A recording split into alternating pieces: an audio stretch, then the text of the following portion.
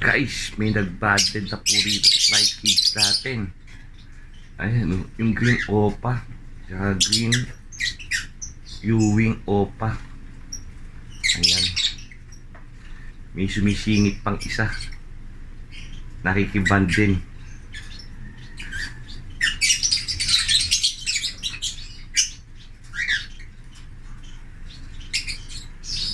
Ayan, oh. Mamaya, tikin natin to. Welcome back mga ka-ADB, ka-Aviary. Magandang araw sa atin lahat. Andito na lang tayo sa kwentong ibon at tips. Ngayon po, may papakita po sa inyo na na-ispetan ko ng mga nagme-mate sa flight cage. Andito po. May mga bago na naman tayong ipagpapares-pares. Ngayon, bago natin pagpares yan, kailangan natin i-kondisyon para hindi sayang ang panahon at oras natin. Ito papapakita ko sa inyo. Ayan guys, itong dalawan to, nagpapares na ho to.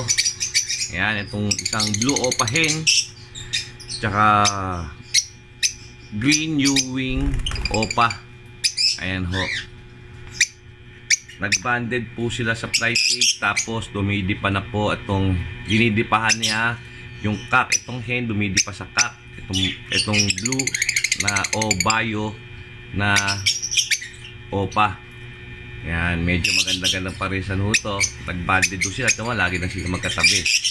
Ngayon ho, hindi ko muna kagad to ihiwalay. Kasi ho, yung nahawakan ko po itong hen, medyo mataba siya, malaki. Kailangan ho munang dito po siya sa flight cage. Gawa po ng pag kahit mag-mate sila, baka hindi ho mangitlog. Hindi naman po tayo nagmamadali, marami naman tayong alagang ibon dito. Ayan ho. Pero etong green na yan na Ewing na opa, pwede na siya. Kumbaga, pwede na siyang isa lang. Pero yung partner niya, itong bio opa o blue opa na to, hindi pa po pwede. Kasi gawa nga ng medyo malaki pa. Sa hawak ko sa pag-iibon, malaki ho siya. May taba ho siya, mataba. Kaya hindi pa ho natin siya pwedeng isa lang. Po, ipapakita ko po sa inyo yung iba pang mga nagpapares. So, ito guys, ito nagpares din. Ayan, para ho silang perso, isang bio perso at saka isang Pablo Ewing bio perso. Ayan. Ayan to. Ito, sinalang ko na ho dahil okay na ho yung katawan nila, kondisyon na ho sila. Pwede na ho itong mag-mate at mangitlog. Hindi naman ho tayo nagmamadali kasi ho nasasayang din ng oras ho natin kung salang ho tayo nasalang.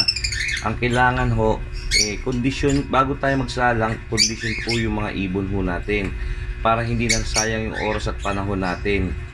Yan, parang ito maganda na yung pangangatawan, okay na ho sila, kaya isinala ko na ho. Hindi gaya ng unang pinakita, nasa flight cage pa, hindi ko maisalang ho yun kasi hindi po maganda yung kondisyon ng babae. Medyo mataba po ang babae. Kasi ho, alam naman ho natin, pag medyo mataba, kahit naman ho sa tao, hindi ho nangingitlog o hindi po nabubuntis. Okay, mabalik po tayo doon sa may kanina na hindi ko pa ho sinasalang kasi mataba. Yung sasabihin po ako sa inyo tip doon, na kwento, para may konti tayong idea.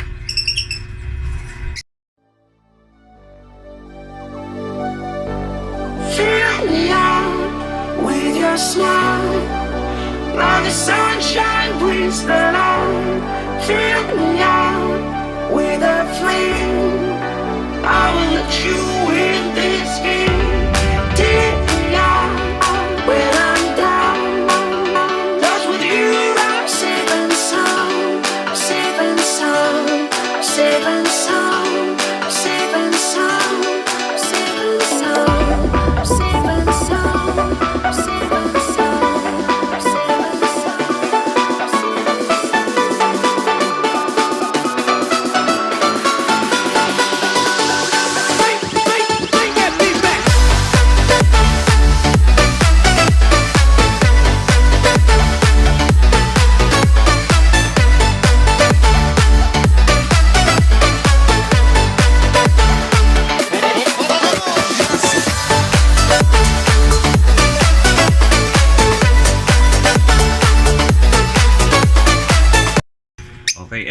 ito pong hen kasi, kaya hindi ko pa ho matanggal-tanggal dito sa flight cage.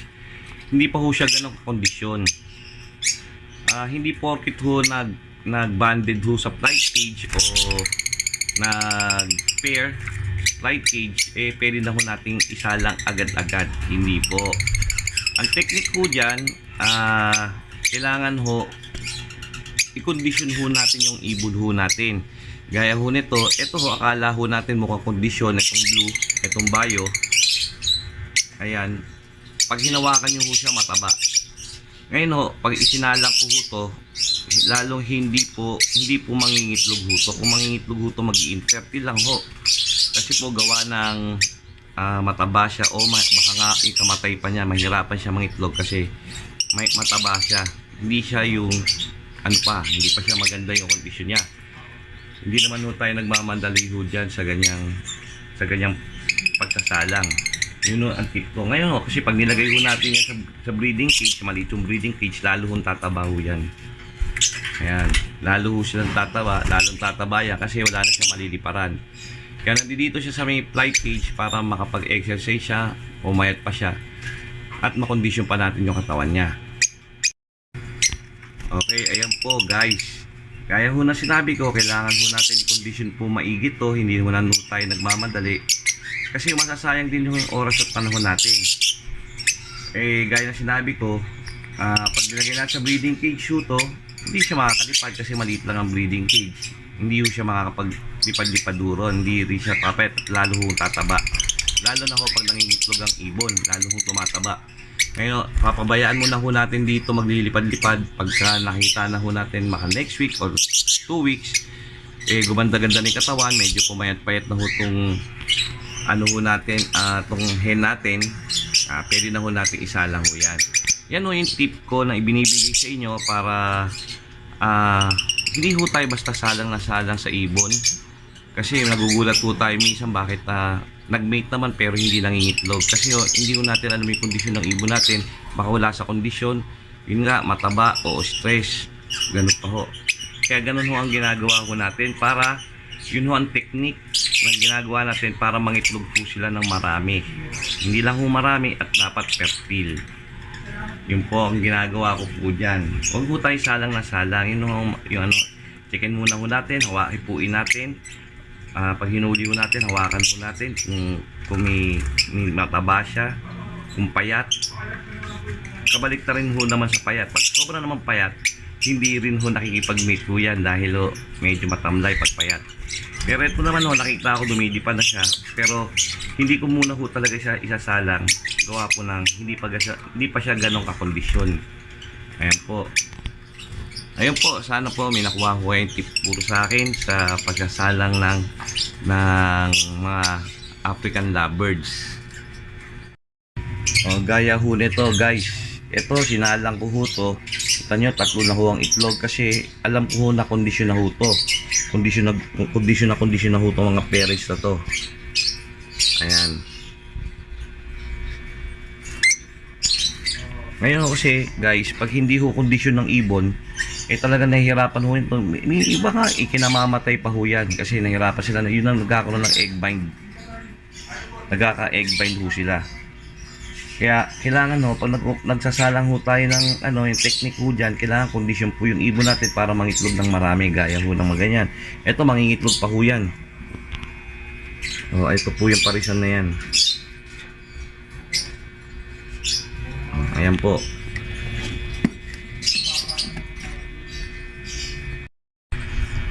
Ayun po guys, gaya ho na sinabi ko, yun po ang technique ko pagka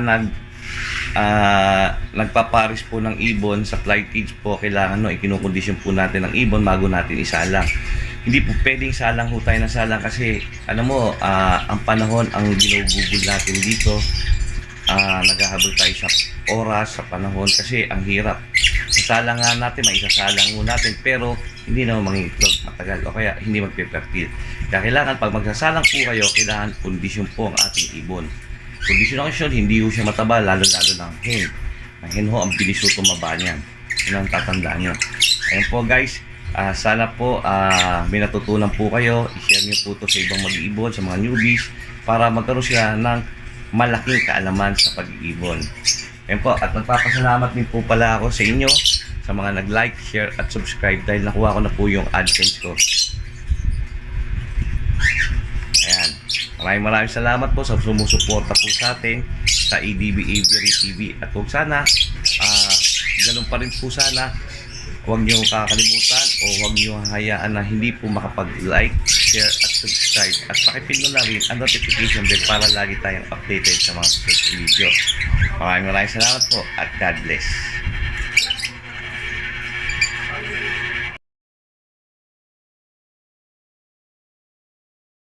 Thank you.